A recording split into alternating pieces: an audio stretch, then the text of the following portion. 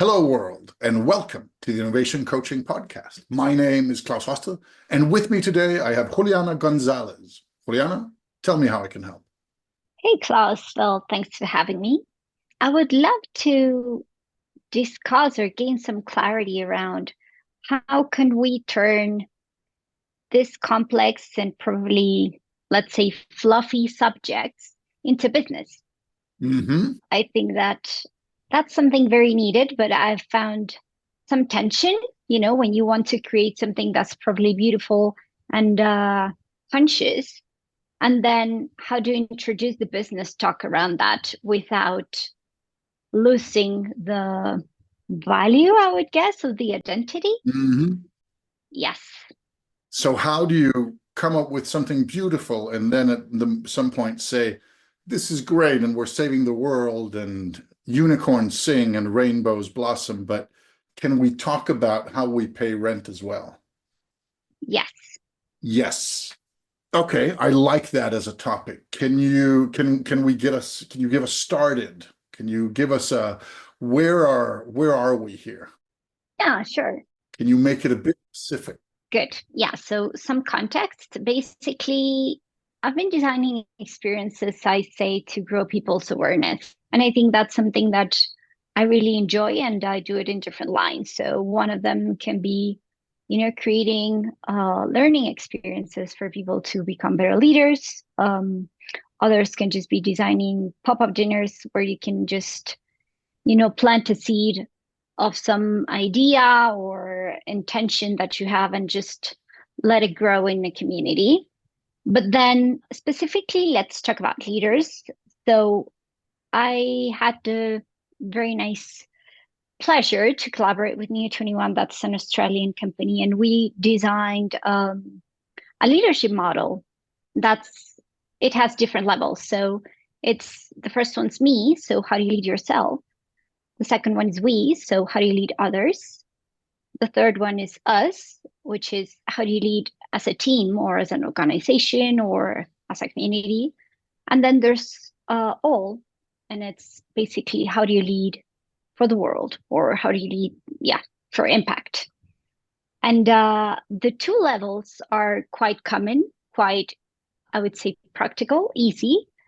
And those are the two popular ones. And, we experience and we co-create different experiences for people to learn how to lead themselves in a better way by making them uncomfortable, bringing some discomfort, playing with the senses. And that's really nice. But then the two last ones, which it's us and all, they're quite abstract, I would say. And then it's like people's like, oh, we don't need this actually. Like, oh, we are not ready.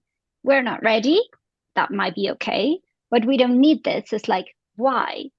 And then explaining or bringing value to something that might be a bit romantic or I don't know. It's like, oh, I think that's, yeah, it's an example that we can work around. Yeah. Sure. So it's not so much, if I understand you correctly, it's not so much getting them to understand that they need this because we all realize we all need to care about all of us. We all need to lead the world. However, most of us don't want to spend the time learning how to do that. We don't want to pay anyone to teach us how to do that. And we're not exactly sure you're the right person to teach us because we're doing fine, thank you.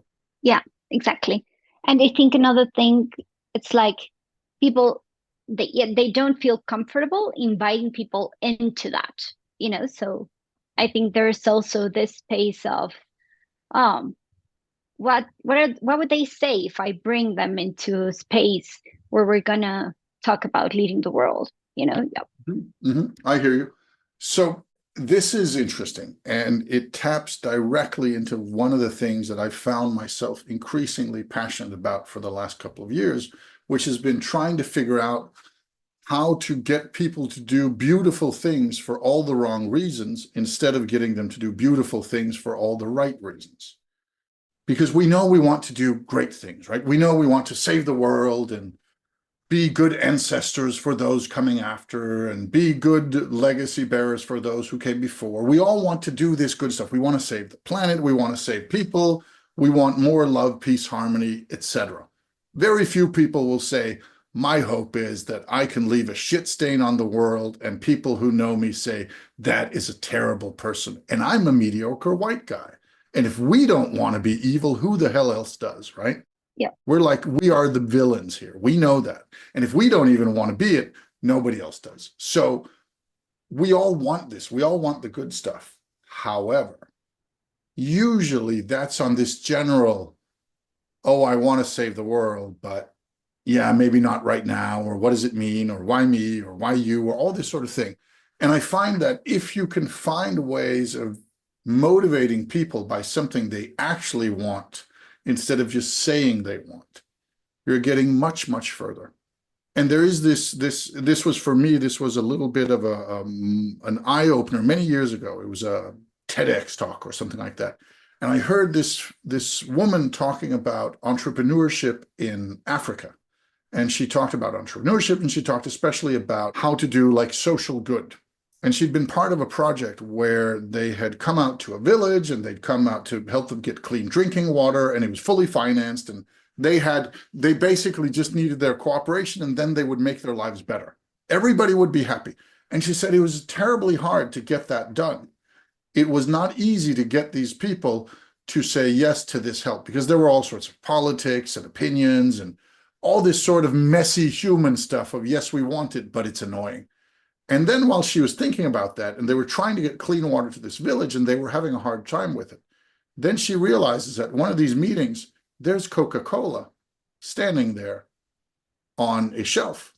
And she had this thought, which I thought when I heard her talk about was a little bit mind-blowing, was these people we're having a hard time giving them free drinking water, which is free and healthy and smart and a good idea for everyone. And it's a struggle. And yet these people who are not rich, this was not Switzerland we're talking about, these people had still somehow found the money to pay for Coca-Cola. And she says, maybe sometimes we who try to do beautiful things need to look at those who do evil capitalist things, because they seem to be doing better than we are.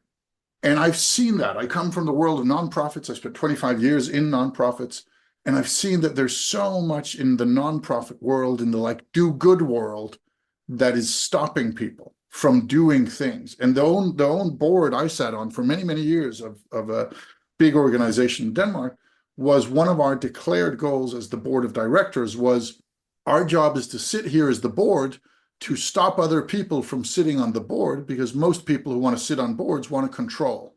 So we're not necessarily going to do stuff. We're just going to not stop other people from stopping each other. And from the outside, it seems a pretty low bar to say, hey, what's your goal, Klaus, with being the leader? Well, my being the leader is to stop you from stopping each other. And it turned out that was very effective, because this organization grew into a pretty wild beast, partly because we said, who wants to do something gets to do it. There's no gatekeeper standing in the way, because we're the gatekeepers and we say yes. And that thinking, that has stayed with me, and it's really exploded in the last couple of years, that we see so many things in the world that we have this, we want more diversity, we want more sustainability, we want more of all the beautiful stuff. And everybody says they want it, except they don't really when it comes down to it. But if you can get them to do things because they can get rich or get laid or get famous or get even, then you have a much better chance of them doing beautiful stuff than if you say they also have to do it for the right reasons. So my first thought is, if you want them to care about these things, the beautiful things that they say they care about, but really they don't, or really they don't do anything, reframe it in a way so it's a secondary thing, right? If I'm losing weight because I want to be more sexy towards the ladies, then maybe somebody would say that's not really a good way, a good reason for doing it. I should do it because I want to be healthy. Well, it'll have the benefit of me becoming healthy, right? Even if I do it for all the wrong reasons, I do it because I have a fragile ego and I want to look good on the beach and I want to impress people who are shallow and all these sorts of bad reasons. Well, it still means I'm going to do the exercise and get healthy, even if I'm doing it for the wrong reasons. And when it comes to business, I find that that's often a much more powerful motivator than all the right reasons, which we'll say in company. But when it comes down to it, will we really hire for diversity? Will we really do sustainability initiatives? If we can save money, then we'll do it. Oh, yeah. But just to feel good, we might say it, but do we actually do it? Hmm. I love that. I love that part. And yeah, it's actually a really nice concept. Just all the bad reasons. And I think that something that I've been, like popping up with in here, especially in this side of the world, I'm based in Latin America, and I think that I started working with this when I was living in Europe, and then coming back here was, uh, yeah, it was like, oh gosh, we really need some of this, but then we are not understanding it at all. And so some of the efforts that I've been doing is how can we build a common language that's actually helping us understand what we're doing. And usually when I talk about experience design, it's like, oh, what? Sounds great, but what the hell are you talking about? And so I think that in terms of language, that's also very important because it's not just how do you convince people, even if it's not the reason that you have in mind or the first intention, but how do you make them understand where they're at, I guess, that's the first point I would say. Yeah, yeah. No, I agree completely. And I think when you talk about language, I think you hit on something key, and that is that so much of our language is descriptive, Mm, tall, short, big, small, yeah. but so much of it is also not just descriptive, but normative, right? Some things are just better. And you'll hear this, you know this yourself, right? You'll hear it in conversation. Whenever somebody says things like, we want to do it properly, that's just the conversation is dead. If you say, hey, we need to choose between two things. Do we rather move too fast and accept that there may be more mistakes, but then we're moving fast? Or do we rather move too slow and then there'll be fewer mistakes, but we might be too slow? Would we rather be too fast or too slow? That's a discussion. Both are viable options, both are valid. You can say, we'd rather spend extra time and be slower, but then have fewer mistakes, or we'd rather be faster and have more mistakes, but then at least be faster and spend less time. Those are both good strategies. They're different, but they're both good. If you say, do we want to move too fast or do we want to do it properly? That's not a discussion. That's like, here is good and here is not good, like from a moral standpoint. And I find that a lot of this, when it comes to language and social change and behavioral change and experience change, right, is that if the language we use is normative, then people are going to respond to it like moral questions. And the moment something becomes a moral question, then it's hard to discuss it and it's hard to be honest. A moral thing, we all need morals, right? I'm not saying don't have any ethics. No, no, no. Quite the opposite. I'm saying ethics are really good to have. It's needed. But I'm saying that if you have moral issues, if you're taking a moral stance to a practical discussion, that just ends the discussion, right? Somebody says, hey, do we want to do strategy A, B, or C, or do we want to use language A, B, or C in our email or our social media campaign or our onboarding, whatever it is? And then one person says, well, we can do A or B, but C is evil. Okay, so you're saying not C then. Good, because then it stops being a viable option.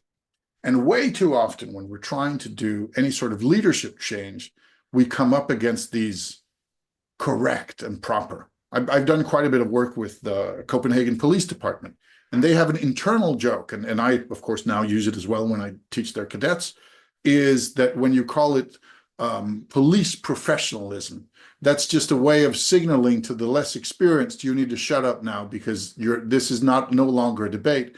I am right, and there's no discussion.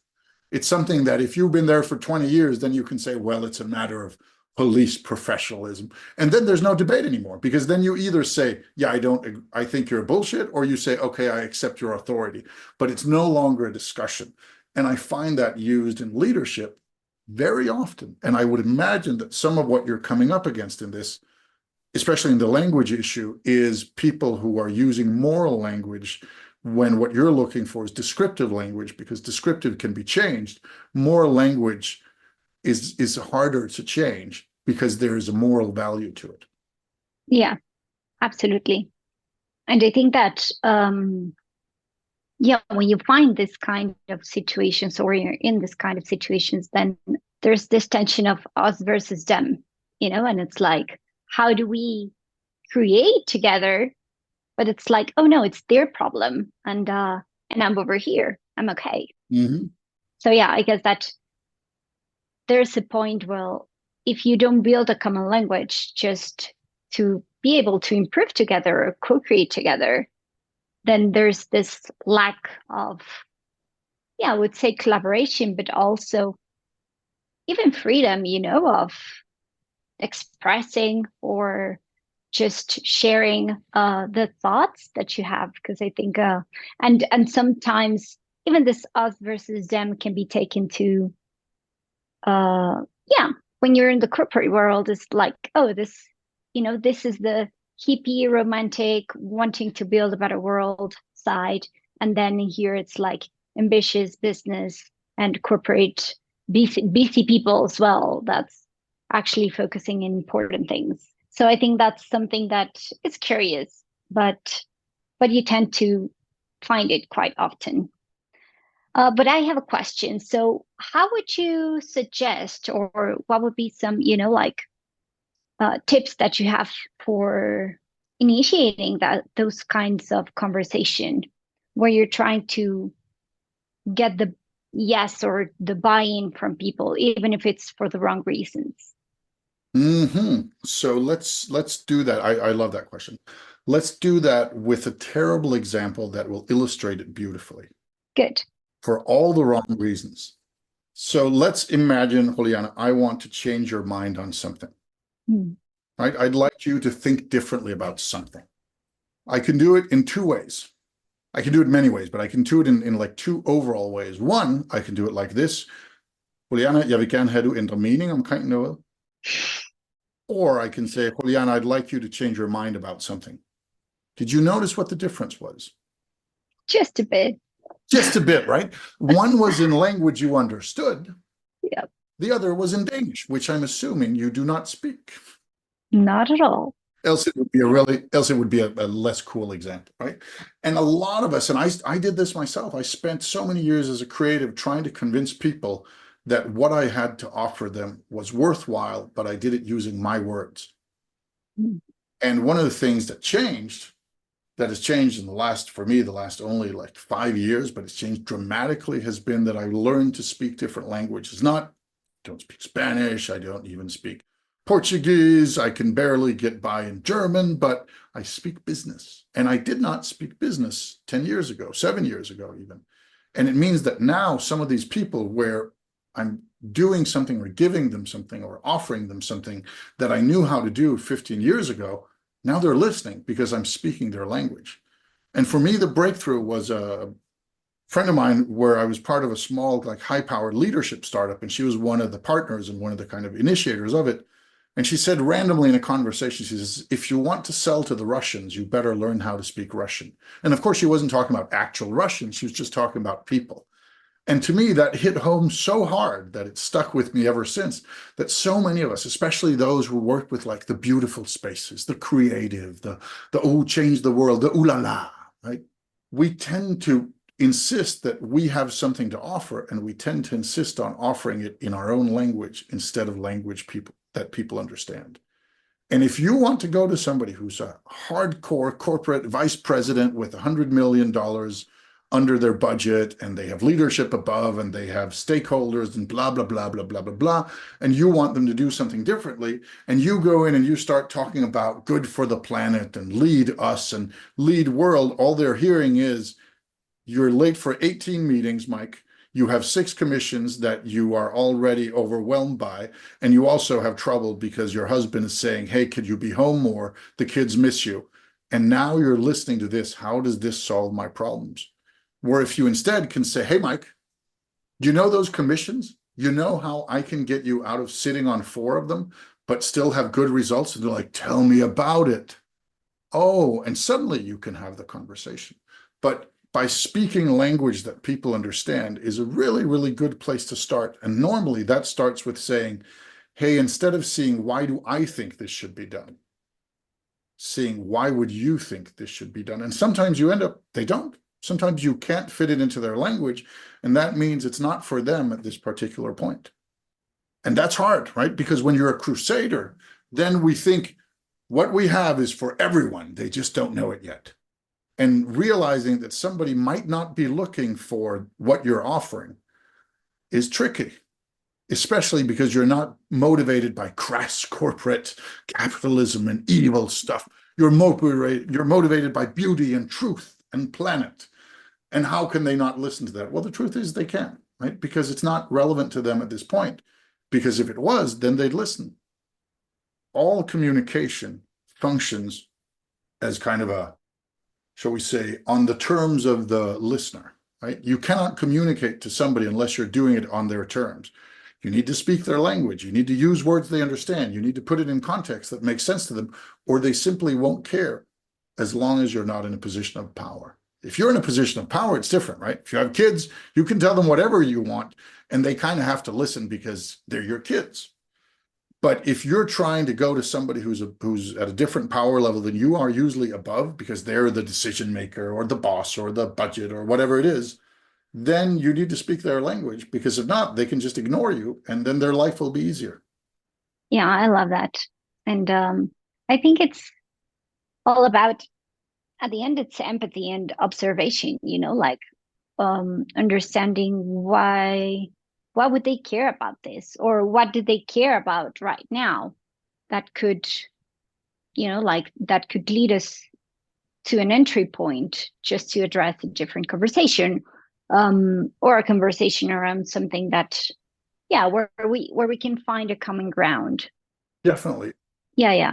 I think that one of the other things to be aware of here is that you also need to have an understanding of the conversations they're having. Right? One of the things I found out some years back when I was shifting into my second career as like an innovation guy was I started billing myself as an innovation strategist. I'd written about innovation. I was trying to kind of figure out, how do I talk about innovation? Who do I talk to? Who do I sell to? What do I do? What does it look like? And when I came out and said, well, I've now gone full time into innovation, this is my new thing, then I had so many people saying really nicely, right? They said, oh, Klaus, you're great at innovation. You're so creative. You're so out of the box. It's brilliant. You're brilliant at that. I love that. That's so good. So many people need what you have to offer. And I thought, this is amazing, right? This is good for the ego. It'll probably be good for the wallet as well. But it turns out that most of these people, in fact, all of them, they had one thing in common. They thought I was great at innovation and somebody else needed innovation. Mm. And the ones who hired me, and there were some who hired me, very nice of them, they said, I'm going to hire you so you can talk to somebody else. I'm going to hire you so you can talk to my sales team, or I'm going to hire you so you can talk to my leadership network, or you can talk to my board of directors. They never hired me for themselves. They always hired me for somebody else. Then I did an experiment. I said, well, I've considered doing a bit more productivity work because I'm pretty good at getting stuff done. I've done a million books and talks and blah, blah, blah. So I've got a reasonable track record. And I called it playful productivity because my better half said, if you just call it productivity, Klaus, nobody's going to believe you. It needs to be different. So I said, okay, how about playful productivity? And it was going to be the same thing, right? It was the same stuff underneath. It just was a different package. And then I threw that out there and say, hey, I'm looking at this. Would anybody be interested? And within a couple of days, I had 45 people signed up for a 1 hour webinar on productivity because they said, I want that. They didn't say somebody needs that. They said, I want that. And of course, they got the same thing, right? It was the same innovation stuff. It was just framed differently. And what I found was innovation is something most people agree is needed, but it's usually somebody else who's the problem. And productivity is something most people think is needed. And if they think it's needed for them, they are willing to say so. Mm.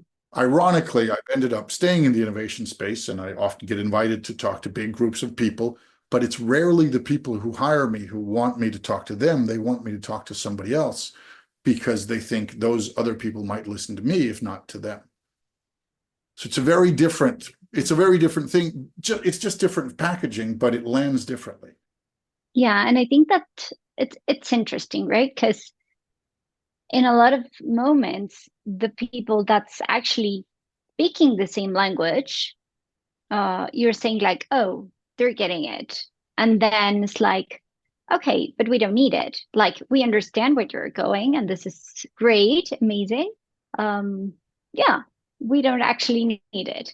And then the people who would need it are not speaking that language, right? So I think it's, yeah, yeah. Exactly. You've hit it exactly on the nail. And this is for me as kind of an event designer and somebody who's been in events for many, many years. My biggest frustration is not people who say, "Hey, Klaus, we'd like your help in creating a magical event and innovating in our events." That's great. It's not people who say, "We don't need your help because we're already doing great." It's people who think they're doing great, but really are not, and say, "Oh, but we're already super interactive. We have Q&A sessions at our conferences," right?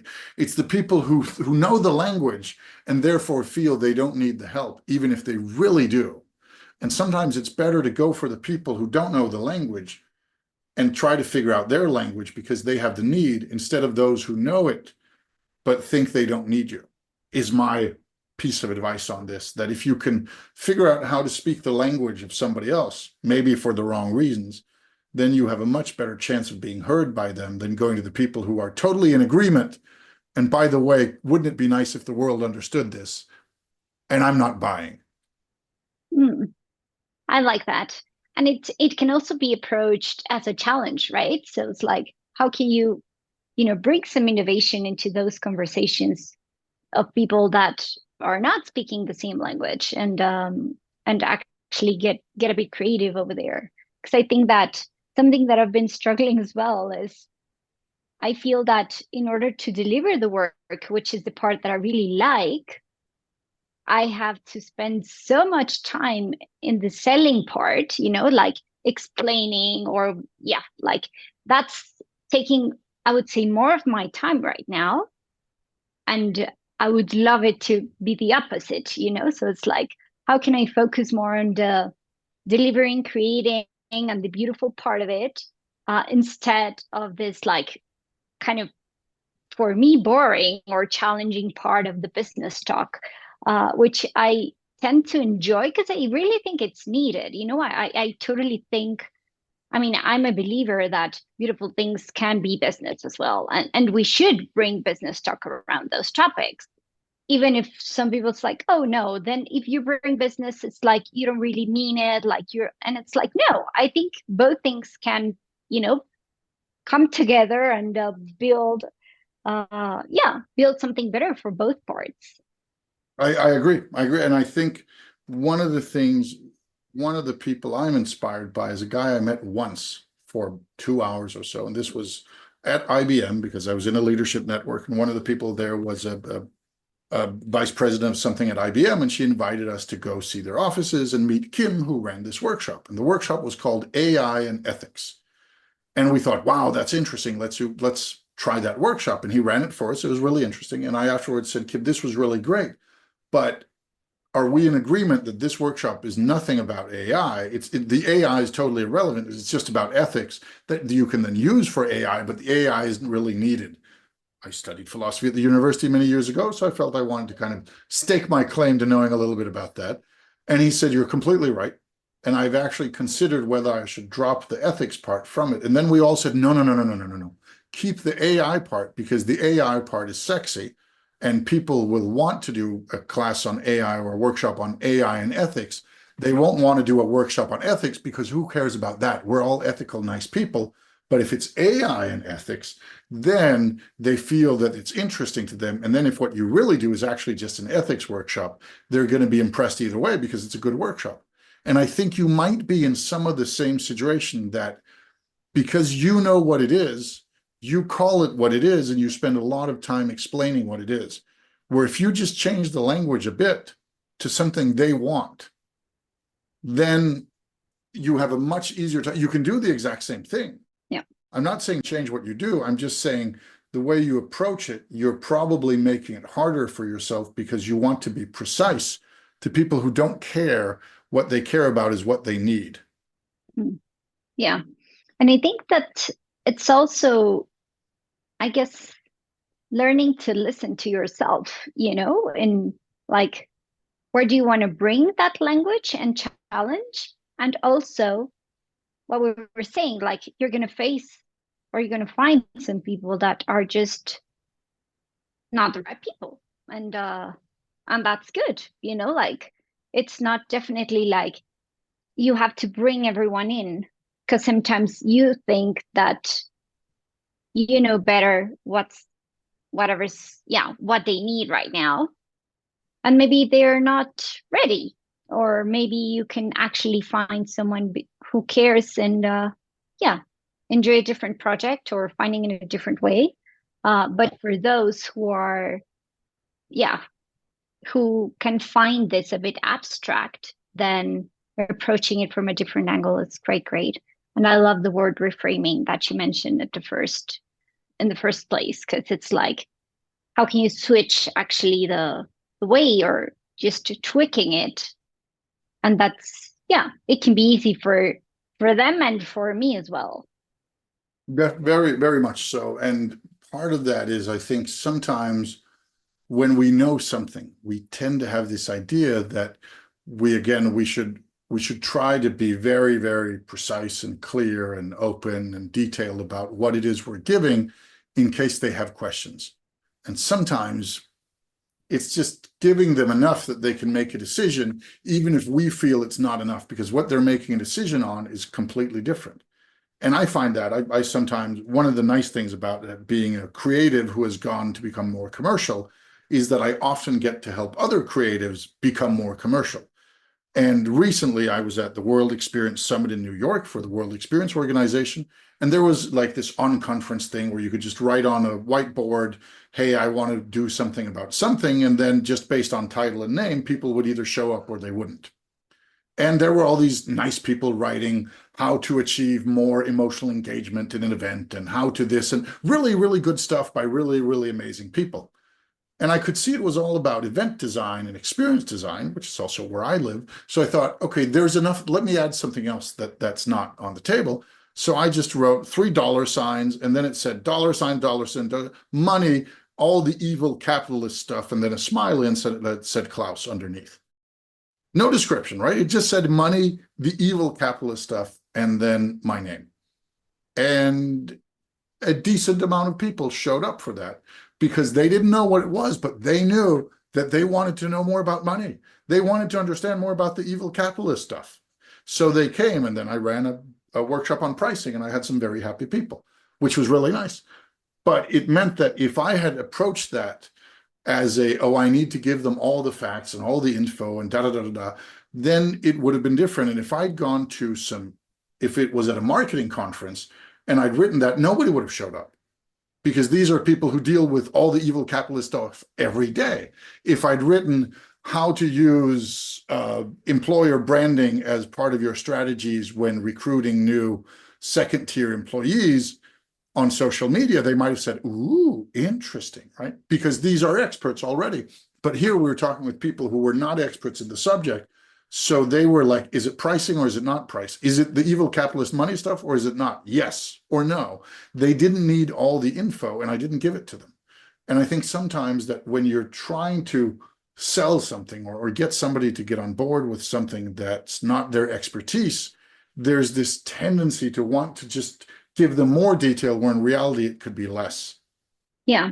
And I think that's something that I'm really getting of this, and the value is, even if it's for all the wrong reasons, what's important is to get them in, Yes. like it, because sometimes when you find this wrong reason setting, you can feel a bit frustrated. It's like, but are they really in? Or I don't know if this is the way that I want things to happen. But what's important is that's happening, so I think that's definitely changing a mindset, and also learning to control, yeah, your bias and also your ego, in terms of how do you approach the conversation, and how you, yeah, celebrate or bring people in, just to start walking to the change path. That's what's important. Yeah. Very, very true. And I think one of the best examples I can give is child labor is in most of the world today not super popular, right? We think maybe kids should be allowed to be kids, and yes, let's put them to school, but let's at least allow them to be kids and not work hard manual labor from the age of 6. This is in most of the world today. When child labor laws started getting into effect, who protested the most? Mm, Kids. yeah. the people, the parents with kids, because you were taking away livelihoods, you were taking away workforce. It wasn't that the people who had kids in factories suddenly said, "Oh, it's so nice of you to protect my kids." They said, "What the hell are you doing? How are we going to afford to live? I have 8 kids and you're saying 7 of them can't work anymore. What's wrong with you, evil politicians?" Right? And then at some point, we started realizing maybe if those kids went to school, when they actually got jobs, they would earn much more money because they had training. So maybe it actually makes sense in the long term. But history is full of these people who go and do things because they want to protect somebody or save somebody or do the right thing. And the people they're trying to protect don't see it that way at the moment, right? There's one of the things that is common in for example, discussions about sex workers and prostitution, which is for many people a moral issue. Then usually some of the people who are not asked are the sex workers who think it's a great idea to earn money that way because they think it's not that nice sitting behind the counter of a supermarket or having a cleaning job that's going to kill their backs, right? They may not love it, but they think it's a viable alternative because they could get that cleaning job. They just think this is better. And that's not all of them. And there's all sorts of issues, right? Especially moral ones. But it's still, there's a group of people where somebody's saying, "I'm trying to save you," and they're saying, "You shit. Mind your own business." And getting them to say, it's much easier to get somebody to change if again, if you get them to understand, hey, this is not just good because of moral reasons, it's actually going to be good for all the wrong reasons again, right? Whether it's leadership or it's leading us or it's sex workers. Yeah. I know there's a broad range, but it's the same mechanics at play, that somebody coming to save us because they think it's good for the world and for us is not always convincing. Somebody saying, "Hey, here's how you get what you want more, and by the way, it'll be good," is usually much more convincing. Absolutely. Yeah. Well, that was absolutely, yeah, helpful, I think, finding a different angle and yeah, exploring the reframing part, which I think yeah, it's quite interesting and it can be playful too. Very much so, very much so. And I think to round off with before we get to like the end of this, then I think that you just said the most important thing there is that reframing can be playful. And it's so tempting when you're doing something that is really valuable to the world, to the planet, to the people, to the passions. Then it's very tempting to think it must be serious. This is a serious issue. And there, my good friend David Pearl, who's an ex-opera singer and a like high-powered moderator, and that sort of really deals with people at the top level. And he sometimes opened these meetings in incredible places with saying, "This is way too serious to be taken seriously." And I think that is exactly as you say, right? Reframing can be playful, and sometimes that makes it easier for people to swallow. Now, the last thing we're going to do is that, first off, I'm going to thank you for taking the time to be on the podcast and for sharing this with not just me, but with the world. I'm pretty sure there's somebody out there who's thinking, they sure did talk a lot about reframing. Maybe I should think a little bit about that too, because that sounds relevant. Even though I am neither a leader nor a politician nor a sex worker, it still sounds relevant to me. That's the hope, that somebody out there is listening and hears that. So thank you for that. It takes generosity and courage to bring not just challenges to somebody, but to the world. Thank you. The second part is I want you to think for a moment and take 3 things that you take away from this conversation. They can be positive, they can be negative, it can be things that you're going to think differently about, or things where you think, "Klaus, that just did not resonate with me." That also works. But 3 things you're going to take away that you're going to remember for a while at least, and share them. Good. Okay, I'll take a moment. I think for me, yeah, one, it's definitely reframe the challenge and or the language, I think that was a big piece. Shared language, reframe challenge. I think the other one is, yeah, I love the for all the wrong reasons, and I think that it would be probably just like lower your ego's voice and embrace at the end the outcome that's things are happening, even if they're not for the reasons you wanted at first. Um, and I think the third one is, uh, yeah, just add a tweak and be playful just to bring commercial issues into innovation because that's needed. And yeah, they can they can come together. I would say it's a nice combo to have. Um, yeah. I agree a lot. Thank you for sharing those. We're gonna Yeah. thank.